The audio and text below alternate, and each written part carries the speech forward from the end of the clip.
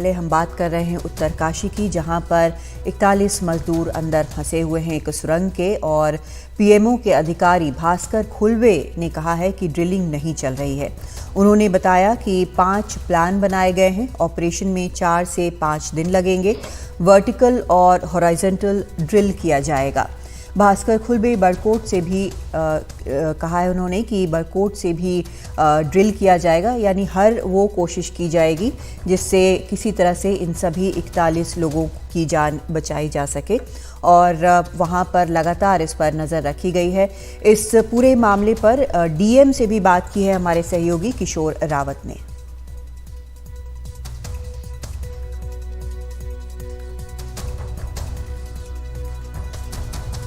Rescue operation के लिए 5 नए प्लान बनाए गए हम, और क्या प्लान है हमारे साथ डीएम उत्तरकाशी सर है। सर, किस तरीके से वो प्लान बनाए गए और क्या क्या मीटिंग में हुआ है?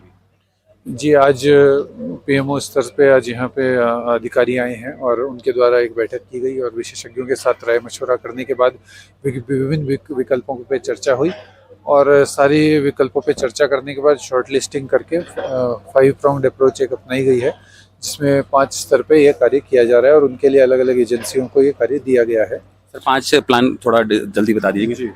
इनमें टनल के दोनों जो सिरे हैं उनसे कार्य को आगे बढ़ाने के प्रयास है, और हॉरिजॉन्टल और वर्टिकल ड्रिलिंग के भी ऑप्शंस को रखा गया है, और हॉरिजॉन्टल ड्रिलिंग में भी 2 प्रकार के विकल्प अभी एक्सप्लोर किए गए हैं।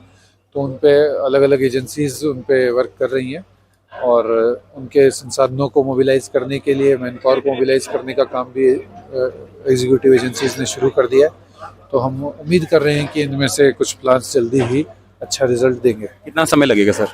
समय निर्धारित नहीं है, पर जो उच्च अधिकारियों के निर्देश हैं कि समय कम से कम लगना चाहिए और संसाधन जो भी उनको आवश्यकता हो उसका मोबिलाइजेशन फास्ट हो, उसके लिए जिला प्रशासन लगातार अलर्ट है, और पूरा हम इसमें अपना तत्परता से योगदान दे रहे हैं। बहुत शुक्रिया। ये थे डीएम उत्तरकाशी, जिनके कहा कि 5 प्लान को एग्जीक्यूट किया गया है और काम शुरू कर दिया गया है। उनका मकसद ये कि जो भी प्लान सबसे पहले ड्रिल कर उन तक पहुंचे, उससे लोगों को बाहर निकाला जा सकेगा। एनडीटीवी इंडिया के लिए सिलकारा टनल से किशोर रावत। यहाँ 4 दिन हो गया आए हुए, और पर डे हमें यही आश्वासन मिलता है कि कल सबको सुरक्षित बाहर निकाल लिया जाएगा, लेकिन अभी तक ऐसा कुछ नहीं है। फिर कल देखे कि यहाँ होगा कि शाम तक निकल जाएगा, फिर 2 बजे से मशीन बंद हो गई। कल 2 बजे से मशीन बंद है जी हाँ, बातचीत हुई है, कल शाम को हुई थी। आपकी क्या बातचीत हुई? तो वही सब पाइप द्वारा बातचीत हुई, पूछे तो बोला कि हम ठीक हैं, और आप लोग भी थोड़ा हौसला बनाए रखिए। आवाज आती है अंदर से? जब पूरा आवाज आती है, पूरा क्लियर नहीं आती है लेकिन आवाज आ जाती है। तो आवाज से पहचान लेते हैं कि अपने भांजे से ही बात हाँ कर रहे हैं? हाँ हाँ।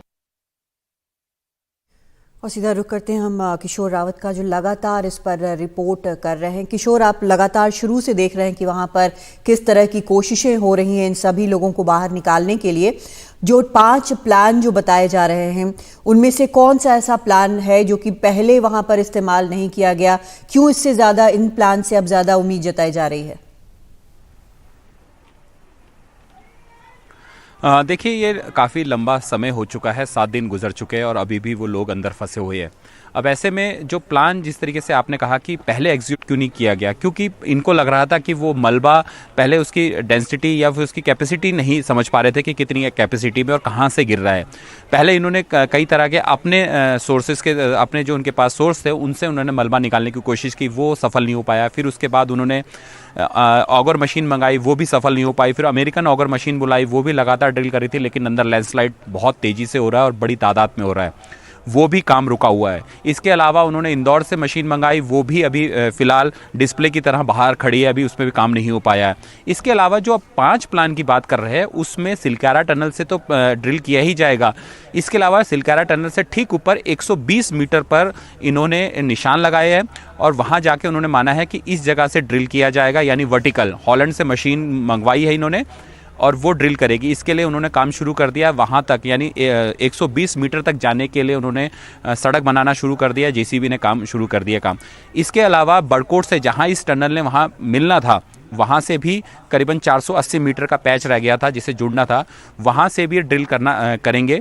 इसके अलावा वर्टिकल तो है ही है, हॉरिजॉन्टल में दोनों तरफ से, यानी जो टनल है उसके राइट लेफ्ट से भी ये ड्रिल करेंगे।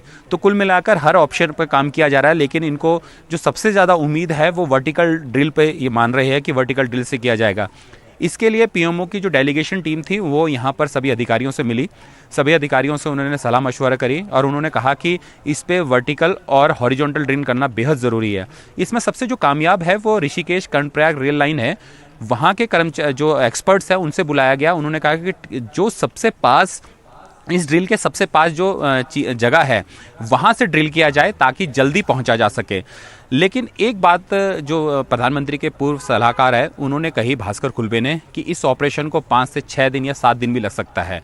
उन्होंने कहा कि 4 दिन में भी हो सकता है, लेकिन मैक्सिमम उन्होंने दिन रखे हैं और ये मान सकते हैं कि इन लोगों को अब और इंतज़ार करना पड़ेगा। ड्रिल, क्योंकि जिस तरीके से लैंडस्लाइड अंदर हो रहा है वो बेहद ही खतरनाक है। कल जिस तरीके से रात को काम करते हुए लैंडस्लाइड हुआ और कई लोग वहाँ से अपनी जान बचाकर भागे क्योंकि बहुत तेज़ी से वो लैंडस्लाइड हो रहा है। तो इनका इंतज़ार फिलहाल अभी और होगा और इनके परिजन का भी, क्योंकि अभी थोड़ा समय और लंबा लगेगा। चलिए, उम्मीद करते हैं कि सही सलामत सभी ये लोग निकाल लिए जाएंगे। बहुत शुक्रिया आपका किशोर रावत इस पूरी जानकारी के लिए।